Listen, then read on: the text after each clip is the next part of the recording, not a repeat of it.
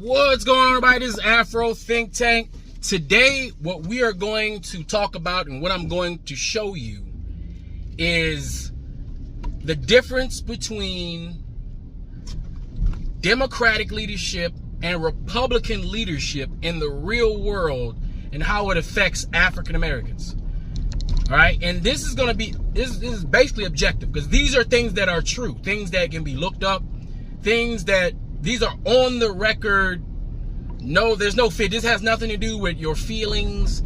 This has nothing to do with you being frustrated with any particular party that disenfranchised you, because neither one of the parties, right? The people that support the parties, like, so Republicans that support Republican Party, they also complain that the Republican Party doesn't do what it is that they say they're going to do. And the Democratic Party, you know, the Democrats also complain that the Democrats don't do what it is that they say they're going to do. And this is consistent through pretty much every country and every political structure, whatever parties that exist in the world.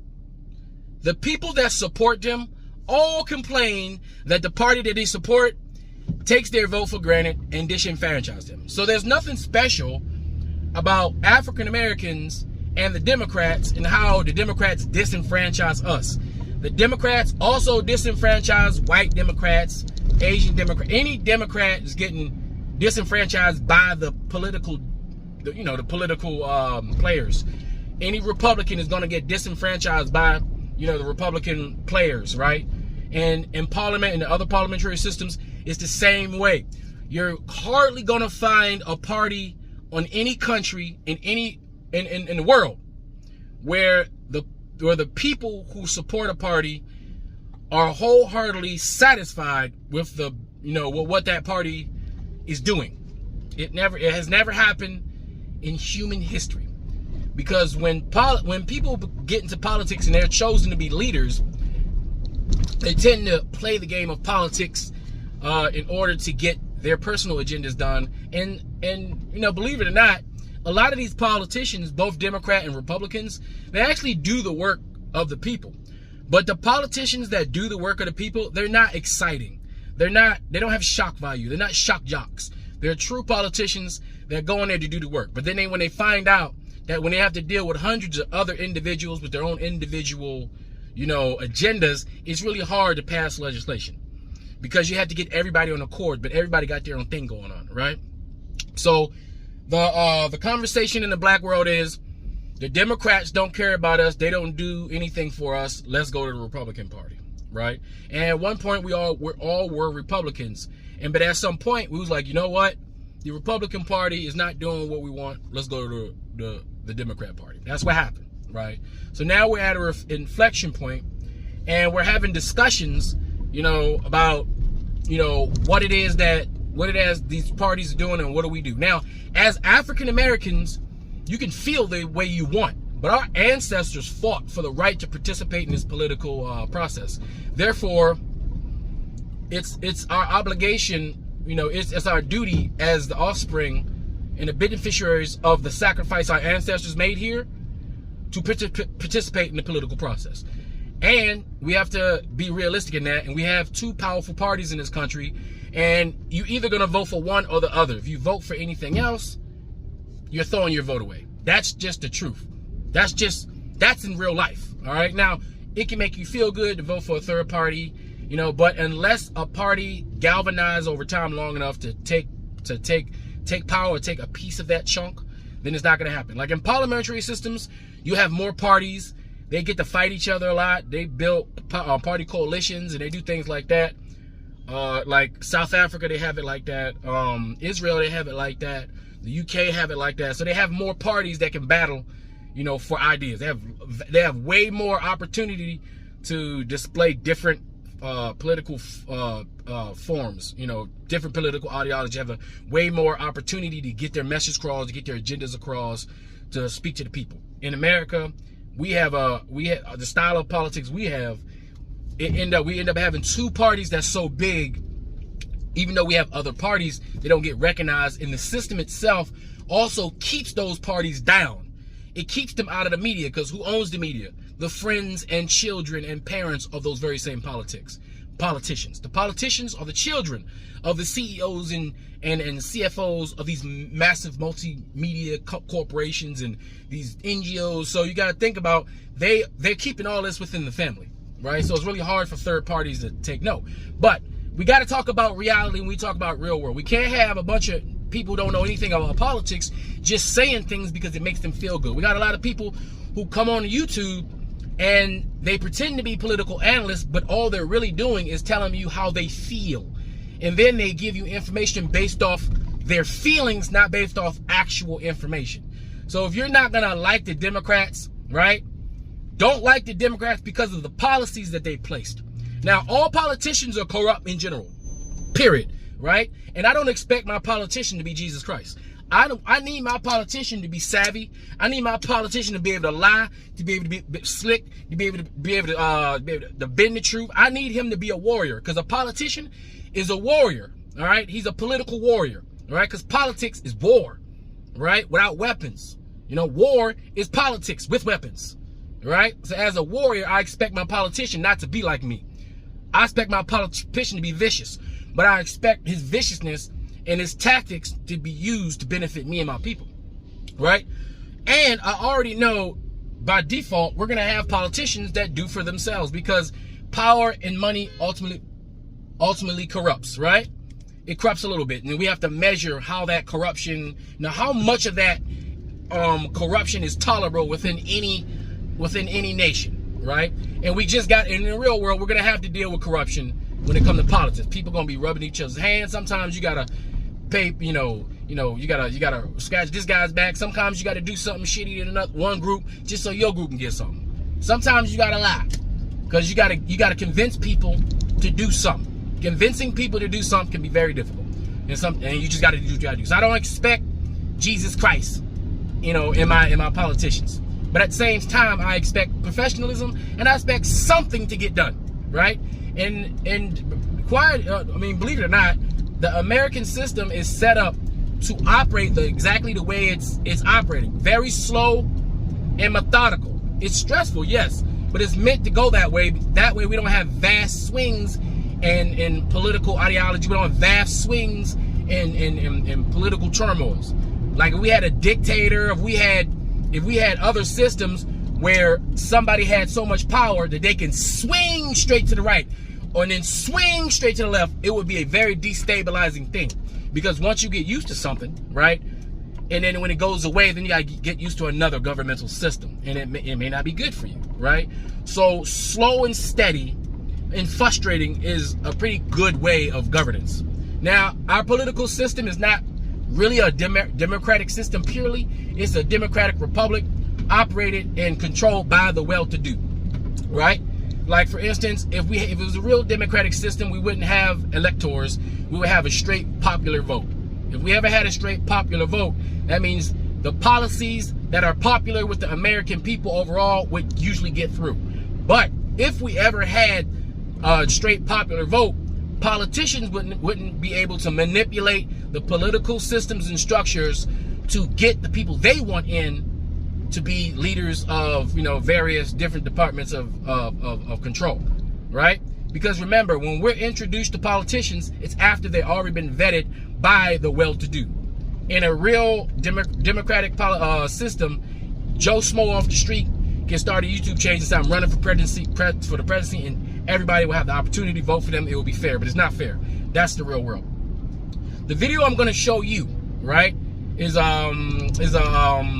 undisputed, and is reasonable Republican. That's what I start calling reasonable Republicans. We have to separate Republicans from these MAGA people, because the MAGAs are not really Republicans. They don't hold any real Republican values. They actually don't hold any conservative values. They just use the word conservative to match their right-wing, racist, evangelical, Christian, ideology. And the coons that follow them also follow the right-wing Christian evangelical ideology. That's why they're always using the Bible. You can find the coon real easy when they're always using the Bible, white Christian Bible, and then they praise white people and they shield white people while punching down on black people, right? As if we don't got enough people doing that. We got those, that's MAGA. Reasonable conservatives are actual physical and political conservative who believe in conservative values and to a lesser extent, social conservative values that a lot of us actually all agree with, to various different degrees. But you will see in this video, as this regional Republican and this Democrat or independent, I'm not sure what he is, but I'm assuming he's a Democrat, they're going to talk about, I think it's 20 and 30 years of Republican leadership and 20 to 30 years of Democrat leadership, and which one of those parties has actually benefited African Americans in real life. Not rhetoric, not my feelings hurt because Democrats taking advantage of us because we ain't got everything that we wanted, right? Because the Republicans are saying the same shit about the Republicans.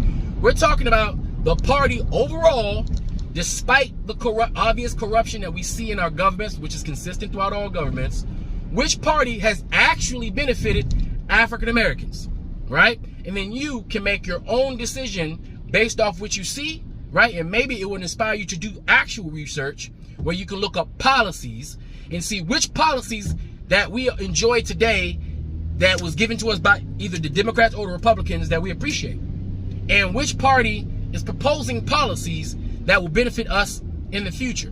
Now, I hear a lot of people say, what policies have they done for African Americans specifically? Well, you have to understand, in America, as an American and us being African Americans, for the most part, it's really hard to do major legislation to isolate one individual group. They try not to do that. And that's just the truth, despite what we say in the rhetoric we have. The government looks at this, the government looks at everybody as Americans who are citizens, and they base their policies off that. So if there is a policy that has benefited all Americans, inherently within that, we benefit as Americans and people who are natural born citizens, right? It doesn't always have to be a policy that says this is for African Americans specifically, or this is for Black Americans specifically. Sometimes there are policies that's made for Americans that have benefited African Americans, right? On both groups. And there are policies that are implemented, right, that affect everybody, but in a negative way, but disproportionately affect us in a negative way as African Americans, right? Remember, being an American is a nationality, is where we live. Black is what we are. That's our race. Those are two separate things, okay? So without further ado, because I've been yapping, I want you to watch this for yourself. And you guys, it's your responsibility as watchers and subscribers to stop just taking what people say on the internet. Stop listening to dudes on the internet and just taking it for face value. Stop taking it as gospel, as the word of God, and actually take some initiative. Do your own the word is used so much. Do your own research. 99.99% of these black people and these white people on the internet, they like to tout and pretend like they're actual journalists, or they actually they don't do shit. They're just telling you how they feel based off a few YouTube videos they watched. Keep in mind, most people are doing reactions from other people's reactions from other people's reactions. They're not original. They don't have original thoughts, right? You need to be able to see and comprehend, for your own self, who has an original thought or who's regurgitating talking points that they see on Fox News or CNN or MSNBC. Because all parties have talking points, whether they're good or bad, whether they're meant to trick the people or whether they're meant to motivate the people into voting for them. They all got talking points. You need to recognize what those talking points are, because you'll hear the same talking point over and over again, no matter who you listen to. Like Republicans, you can tell a MAGA from a mile away because they repeat all of them. They don't have their own minds. They repeat the talking points given to them, okay? That's just what it is. So without further ado, check out this video and be an intelligent subscriber and start to figure it out for yourself which group actually in the real world is better for you or better for black people in general, and which one should we support strategically. All right, we shouldn't be loyal to any. We're done with that. We're done with the loyalty to any party. All right, even though just like the old white racist baby boomers are going to be voting for the Republicans, we got baby boomers ourselves. We got black baby boomers, them churches, right? They're gonna be voting for the Democrats because they love them some Democrats, and they still believe Bill Clinton is the first black president. All right, we talking about them kind. All right. So just like the Democrats, where they're gonna pander to the old black people in the churches down south in South Carolina, they're gonna do the old white Southern strategy racist ones, gonna do the same thing to them old white people. The baby boomers, they go out and vote. Unlike a lot of young people historically who don't vote, even though we protest a lot, when it comes time to actually put pen to paper, ink to paper, we don't tend to show up like the old folks. So the politicians tend to pander to the old people who they know they're gonna show up to vote.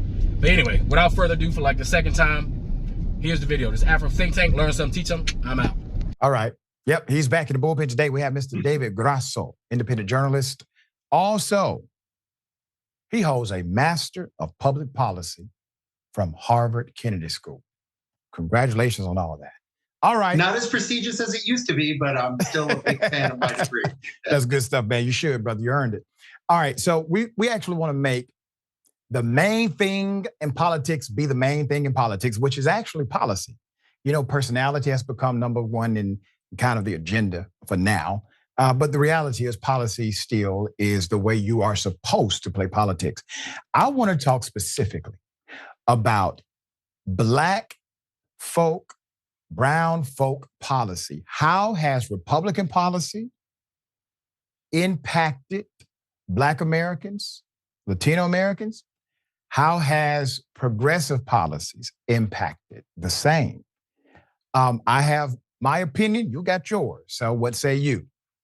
So let's start with what attracts Latinos and African-American communities to the conservative movement. Okay. I think you have to talk a lot about entrepreneurship.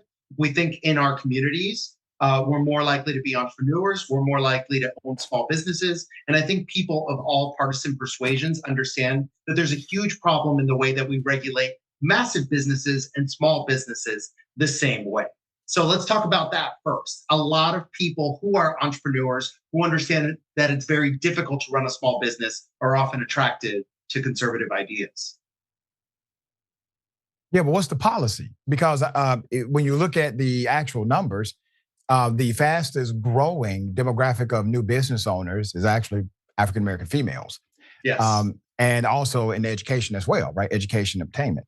So when you look at the numbers, what policy has a Republican presented and approved that made this entrepreneurship dynamic more attainable? And what policies have Democrats presented and approved that made it more obtainable for them? Because the Republicans are literally stripping those programs through SBA and others, or attempting to, and eliminating those programs completely in state government that would actually attribute monetary opportunity allocation to good ideas from those in the communities you just named. So how are Republicans winning that battle when politically they're not, based on the agreements of voters they're not, and also based on the allocation of how money should be specialized in these arenas they're not? So specifically, let's give liberals a point, right? Student loan forgiveness for people who serve in public service is enormously valuable. Now, when we're talking about, entrepreneurship at the state level, this is where it gets dicey because there's 50 states. And it really doesn't have a lot to do with what party is running that specific state. It has a lot to do with policies on professional licenses. And in a lot of states, they're way overregulated. And this includes both red and blue states, to be fair. And for someone who has a hair salon or a flower shop or a restaurant, these policies are all over the place. It really depends on independent leadership in the legislatures and in the governor's office. And I can give examples of red states going the wrong way and the right way, and blue states the same way. Let me give you some specifics, because when people question why are Black people supporting Democrats, and a lot of times you will hear this from the right, and there was, oh, you're on the Democratic plantation and things like that. But when you look at the numbers, and I'm not saying Democrats are great. I put my foot up there for Democrats all the time. The point is, what policy presents the better opportunity for you to get from point A to B? Most businesses in America actually do not start with a loan. They start with what we call disposable income. That's how most businesses in America start. So how do you increase disposable income if we already know factually that most businesses start based on the disposable income that you have? Which policy brings you closer to disposable income. So I'm going to read a couple of stats. And this is 20 years of Democratic leadership versus 20 years of Republican leadership in the presidential sense. Black families' incomes grew under Democratic leadership on an average of $900 annually, but only grew $142 under Republican same 20-year comparative cycle. Black unemployment fell by a rate net 7.9 percentage points across 26 years of Democratic leadership, but it actually went up 13.7 points during 28 years of Republican presidencies. Across the years of Democratic leadership, Black poverty has actually declined by 23.6 percentage points, but it grew 3 points under Republican leadership in the White House, and specifically about Trump, because this gets lost in the narrative. Under Trump, here are the facts. Black-white wage gap increased under Donald Trump since Trump took office. The actual gap between Black Americans and white Americans increased to 28%. The number was at its lowest under President Barack Obama at about 19%. Black-white wealth gap is one. Home ownership is another. Why? Because for most Americans, the number one investment, the largest investment you will make is the investment of a home. Black home ownership actually decreased under Donald Trump. It decreased under Donald Trump's presidency, and the gap between Black-white ownership, that gap increased by 32%. So you had less Black homeowners, you had less programs that allowed for Black home ownership or first-time buyers. You also had a household median income of Black families go down, even though they had more technical employment, meaning contact with contract jobs, et cetera, they still made less money. And you had the lowest high school graduation rate under President Trump in modern history for Black Americans. And the list goes on and on. So from having disposable income, the progressive values seem to actually get you there. And by the way, white people make more money than the Democrats than they make under Republicans as well. So it's not just Black folk. So how are they able to make a policy argument that our policies give you more opportunity at entrepreneurship when the policies that we have before us over the last 30 years plus of Republican versus Democratic policies, this is not conjecture or future projection. This is what has happened. Those policies have aggregated to show very clearly, these numbers aren't even similar, dear brother, that Democratic or progressive policies will give you a better outcome, even if that outcome is not synonymous to what you should have, is better than what Republicans give you. So here's the problem,